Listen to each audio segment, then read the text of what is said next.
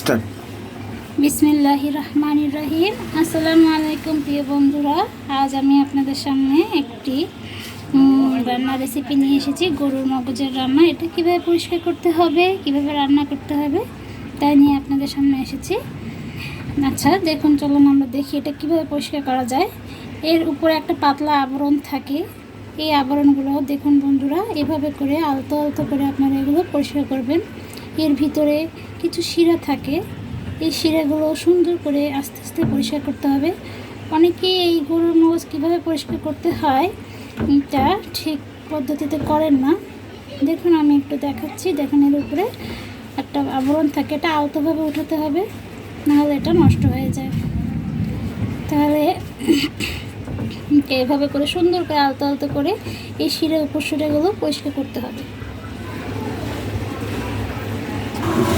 প্রিয় বন্ধুরা, আমার মগজটি সুন্দরভাবে পরিষ্কার করা হয়ে গিয়েছে। দেখুন এখানে যে আবরণগুলো ছিল এই আবরণগুলো নেই। এটা খুব সুন্দরভাবে বারবার ধুয়ে নিতে হবে, পানি পাল্টিয়ে পাল্টিয়ে এগুলো ধুয়ে নিতে হবে, যেন এটা কোনো পানি ময়লা না থাকে। এখন এগুলো আমি রান্নার জন্য কেটে তৈরি করব।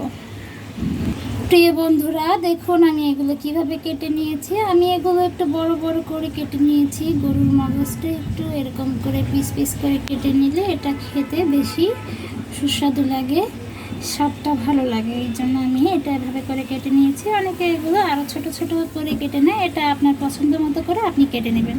চলুন এখন আমরা এটা রান্না করার জন্য তৈরি করি। আমি এখন রান্নার জন্য চুলায় কড়াই বসিয়ে দিয়েছি। আমি প্রথমেই রান্নার জন্য রেগুলার তেলটা ইউজ করব। পরিমাণ মতো আমি তেল নিয়ে নিলাম।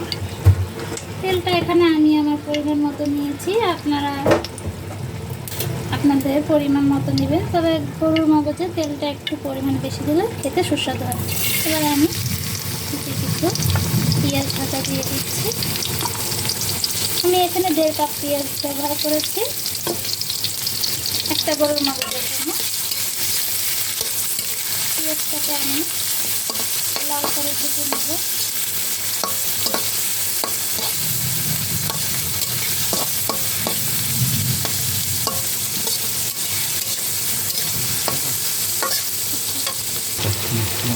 পেঁয়াজের ভিতরে কিছু পেঁয়াজ পাতা, কিছু দারচিনি দিয়ে দিচ্ছি। এবার এটা দিয়ে আমি আবারও পেঁয়াজটা লাল করে ভেজে নেব, ততক্ষণ পর্যন্ত বাদামি কালারটা না আসবে। বন্ধুরা দেখুন এখন আমার পেঁয়াজটা বাদামি কালার হয়ে গেছে। এখন আমি পর্যায়ে বাকি মশলাগুলো দিয়ে দেবো। এখানে আমি 1 চামচ রসুন বাটা, 1 চামচ আদা বাটা, 1 চামচ পরিমাণ জিরে বাটা দিয়ে দিচ্ছি। দিয়ে আমি আবার কিছুটা নাড়িয়ে নেবো হালকাভাবে। মশলাটাকে ভালোভাবে কষিয়ে নিতে হবে। আমি 1 চামচ পরিমাণ মরিচের গুঁড়ো দিয়ে দিয়েছি। ঝালটা আপনারা আপনাদের পছন্দের মতো দেবেন। হলুদের গুঁড়ো দিয়ে দেবো 1 চামচ পরিমাণ।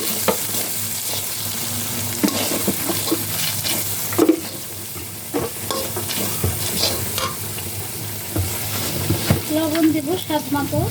লবণটা আপনারা আপনাদের স্বাদ মতো, এটা আমি স্বাদ মতো দিয়ে দিচ্ছি। বন্ধুরা দেখুন আমি সব মশলা দিয়ে মশলাগুলো খুব সুন্দর করে নাড়াচাড়া করে আমি এটাকে কষিয়ে নেব। যতক্ষণ না তেল বের হবে ততক্ষণ আমি এটাকে আলতোভাবে নাড়িয়ে কষিয়ে নেব। দেখুন বন্ধুরা আমার মশলাটা থেকে সুন্দরভাবে তেলটা বের হয়ে এসেছে। এটা নাড়াচাড়া করতে করতে যখন তেল বেরিয়ে আসবে তখন আমি গরুর মগজটা আস্তে আস্তে দিয়ে দেবো। এটা দেওয়ার পরে জিনিসটাকে খুব সুন্দর আলতোভাবে আস্তে আস্তে করে মশলাটা দিয়ে মাখিয়ে নিতে হবে। সুন্দরভাবে মশলাটা নিতে হয়, সেভাবে আলতোভাবে নেড়ে চেড়ে নেব। দেখুন আমি এমনভাবে নাড়ছি মগজে সুন্দরভাবে মশলাগুলো করে মেখে গেছে। এটাকে খুব দ্রুত নাড়াচাড়া করা যাবে না, তাহলে এগুলো ভেঙে যাবে। ছোটো ছোটো পিস পিস করে কেটে নিয়েছি। এটাকে সুন্দর করে এভাবে আলতোভাবে নাড়া দিলে এগুলো ভাঙবে না।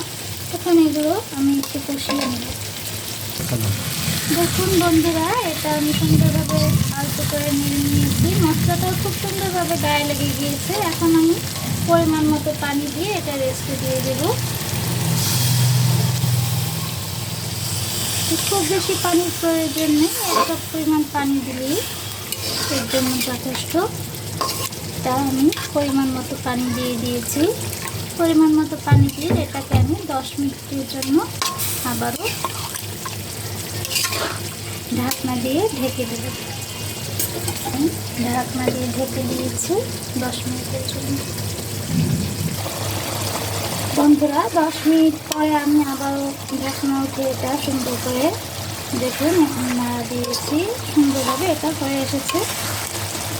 এটায় তেল বের হয়ে আসছে হালকা। দেখুন এখন পানির ঝোলটা টেনে আসে। যখন এরকম পর্যায়ে চলে আসবে তখন এর ভিতরে আমি কিছু কাঁচামরিচ দিয়ে দেবো। এটা অপশনাল, আপনারা দিতেও পারেন নাও দিতে পারেন। আমার পছন্দ তাই আমি এটা দিয়ে আমি আবারও কিছুক্ষণ নাড়িয়ে নেব। নাড়াচাড়া করে নেওয়ার পরে বন্ধুরা, আমার রান্না এখন সম্পূর্ণ হয়েছে। রান্না শেষে আমি এর উপরে কিছু গরম মশলা গুঁড়ো করে রেখেছি, আমি সেগুলো দিয়ে দিচ্ছি। এটা সুন্দর একটা স্মেল আসে দিলে। এটা দেওয়ার পরে এখন আমার রান্না সম্পূর্ণ হয়ে গিয়েছে।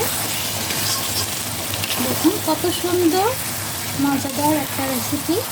এটা খেতে যেমন সুস্বাদু, দেখতেও ঠিক তেমনই সুস্বাদু। প্রিয় বন্ধুরা, দেখুন আমি রান্নাটা কড়াই থেকে পরিবেশনের জন্য নামিয়ে নিয়েছি। দেখুন এটা দেখতে কতটাই সুস্বাদু হয়েছে।